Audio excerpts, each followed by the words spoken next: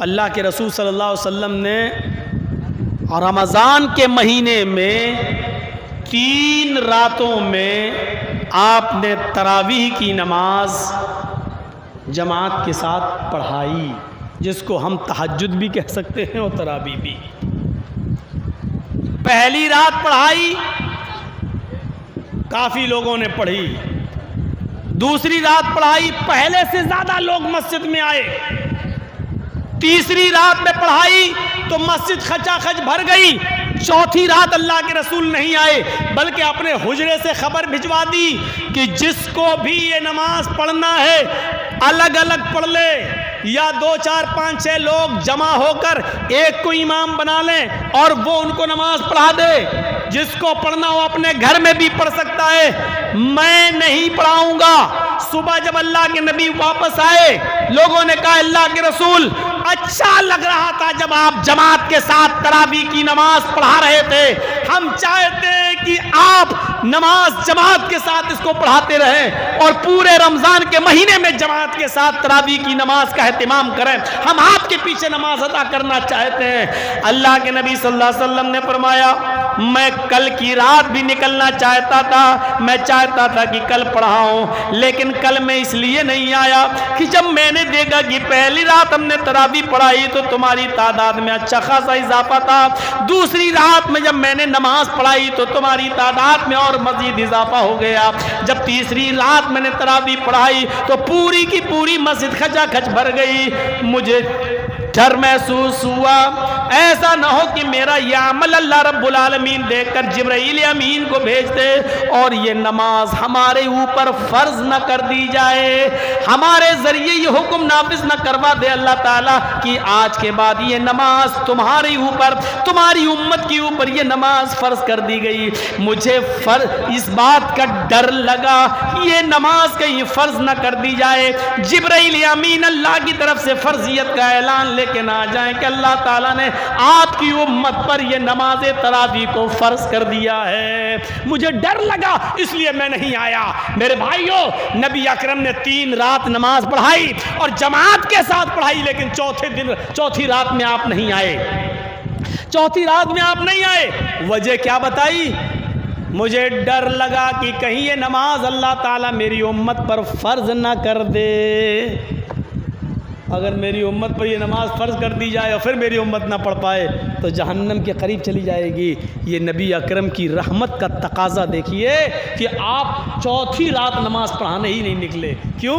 کیونکہ ڈر لگنے لگا کہ کہیں فرض نہ ہو جائے۔ میری امت پر نبی اکرم کا چوتھی رات میں نہ نکلنا رحمت ہے امت کے لیے۔ فرض ہو جاتی تو کیا ہوتا؟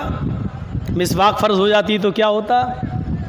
رات بھر عبادت اور دن بھر کے روزے فرض کر دیے جاتے، اللہ کے رسول کہتے تھے نہیں بہت اچھا کرو، آج بہت اچھا عمل کرو، تو کیا ہوتا؟ ہم کہاں ہوتے آج؟ یہ صورتحال دیکھیے، اپنے ضمیر سے پوچھئے، اپنے دل سے پوچھئے، قرآن نے کتنی صحیح فضیلت بیان کی محمد الرسول اللہ کی۔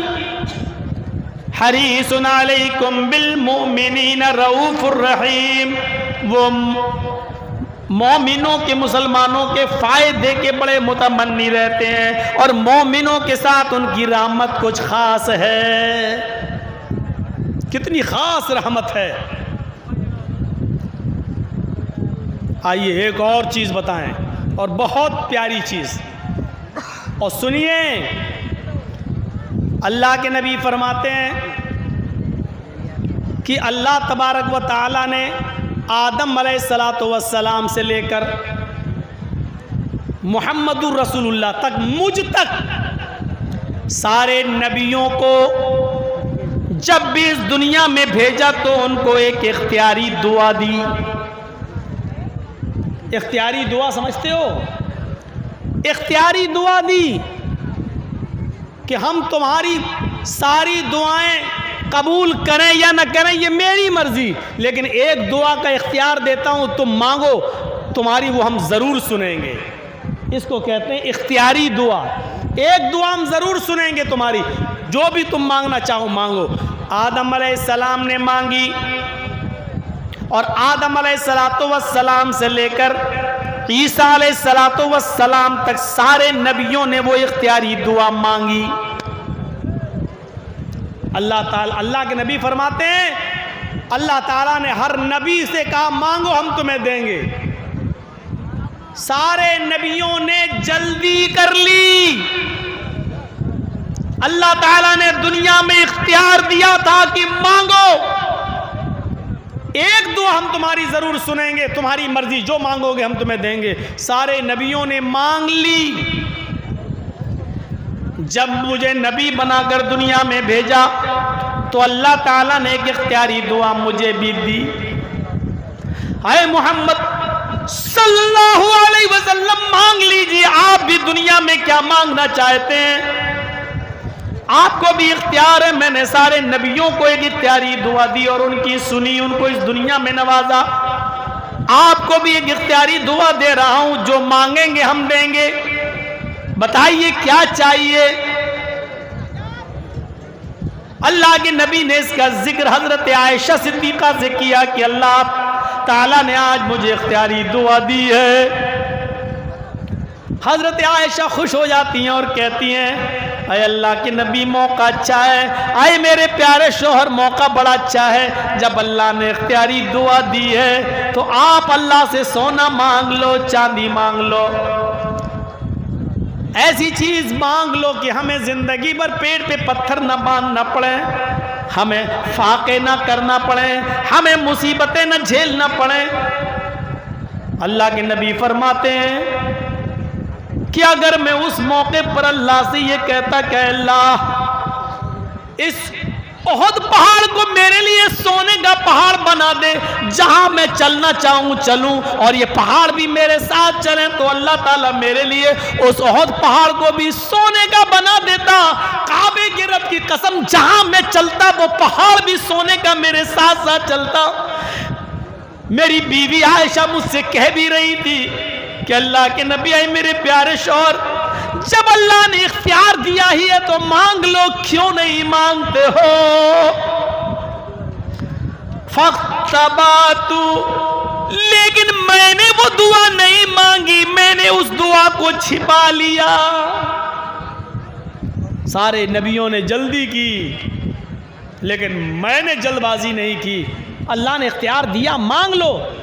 میں چاہتا تو احد پہاڑ بھی میرے لیے سونے کا بن جاتا, جہاں میں چلتا پہاڑ میرے ساتھ ساتھ چلتا. میں جو مانگتا اللہ مجھے دیتا, لیکن میں نے نہیں مانگا. پھر حضرت عائشہ کہتی ہیں آپ مانگ نہیں رہے ہیں, لیکن اس دعا کو آخر جب آپ کو حق دیا ہے تو نہیں مانگیں گے. اللہ کے نبی فرماتے ہیں مانگوں گا لیکن دنیا میں نہیں. اختبات دعوتی عائشہ, میں نے اپنی دعا کو چھپا لیا ہے, میں آج اس دعا کو نہیں مانگوں گا. مسلمانوں غور کرو, آئے گھسیا گھاٹ کے اس بڑے میدان میں جمع ہو کر سننے والوں سنو. حضرت عائشہ نے پوچھا پھر اس دعا کو آپ کب مانگیں گے. کہتے ہیں اللہ کے نبی عائشہ قیامت کا دن ہوگا, میدان محشر ہوگی, میری امت نفسی نفسی چلا رہی ہوگی, نفسا نفسی کا عالم ہوگا, پریشان حال ہوں گے. سورج سما نیزے کے فاصلے پر یعنی 1 میل کے فاصلے پر ہوگا. سورج اور سورج کی پوری گرمی زمین کی اوپر گر پڑ رہی ہوگی اور سارے انسانوں کے جسموں سے ان کے سروں سے پسینہ ٹپک ٹپک کر ان کے قدموں پہ گر رہا ہوگا اور پسینے میں لوگ اپنے اعمال کے مطابق ڈوبے ہوئے ہوں گے. کچھ ٹخنوں کے برابر, کچھ پنڈلی کے برابر, کچھ کمر کے برابر, کچھ گھٹنوں کے برابر, کچھ کمر کے برابر, کچھ کاندھے کے برابر اور کچھ اس میں گوتے لگا رہے ہوں گے. میری امت نفسا نفسی کے عالم بھی ہوگی.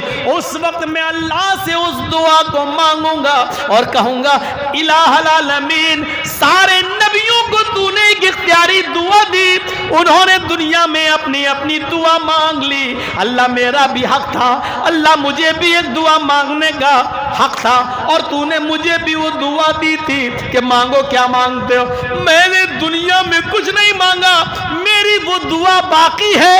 اے اللہ آج مجھے حق دے، آج مجھے اجازت دے کہ میں دعا مانگوں۔ اے اللہ میری دعا تو سن لے۔ اللہ رب العالمین قیامت کے دن مجھے اس دعا کے مانگنے کی اجازت دے گا۔ حضرت عائشہ نے پوچھا اے اللہ کے نبی تو قیامت کے دن آپ کیا مانگیں گے؟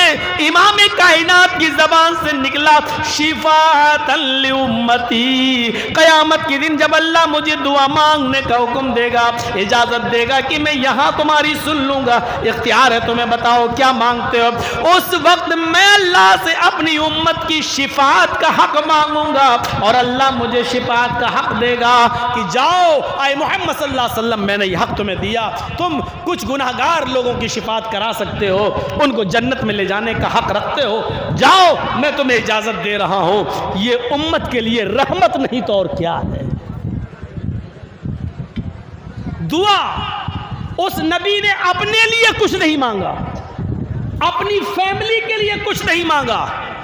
آپ دن بھر جو محنت کرتے ہو کس کے لیے کرتے ہو؟ اپنے لیے نہیں کرتے ہو، معاف کیجئے گا۔ آپ کو تو 2 روٹی کھانا ہے، کہیں بھی مل جائے گی۔